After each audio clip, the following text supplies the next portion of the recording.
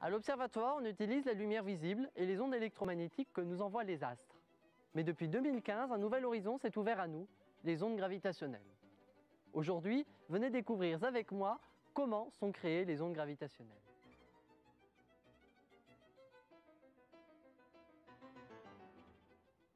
Tout d'abord, qu'est-ce qu'une onde gravitationnelle?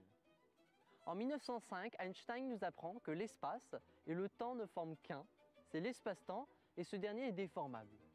En 1915, il est déformé par les masses et donc l'énergie. La géométrie que nous connaissons, que l'on appelle géométrie euclidienne, et le temps que nous mesurons sur une pendule par exemple, sont donc différents. Mais l'impact est mesurable si et seulement si la masse en jeu est importante et l'on ne ressentira rien de particulier quant à notre personne. Une masse qui se déplace, plus précisément qui accélère dans l'espace-temps, va convertir dans son sillage une partie de son énergie en ondes gravitationnelles, sorte de vibration de l'espace-temps.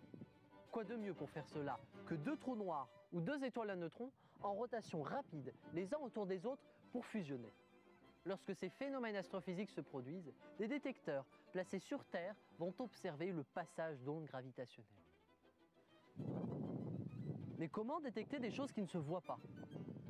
Les ondes gravitationnelles déforment la géométrie euclidienne. On a alors construit des instruments permettant de détecter cette déformation. L'interféromètre est né. LIGO, Virgo repose sur le même principe. Deux bras de plusieurs kilomètres de long, perpendiculaires, au bout desquels pendent deux miroirs qui renvoient à l'entrée de l'interféromètre deux rayons laser. Ces rayons interfèrent pour former des figures de ce type. Lorsqu'une onde gravitationnelle passe à travers le détecteur, la distance parcourue par les rayons n'est plus tout à fait la même, transformant ainsi la figure d'interférence obtenue. Félicitations, vous venez de détecter votre première onde gravitationnelle. Ces ondes sont d'une autre nature que celle de la lumière et nous ouvrent un autre type d'astronomie, l'astronomie gravitationnelle.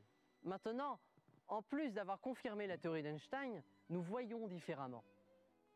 Les astronomes et les astrophysiciens sont maintenant dotés d'un nouveau sens pour observer notre cosmos.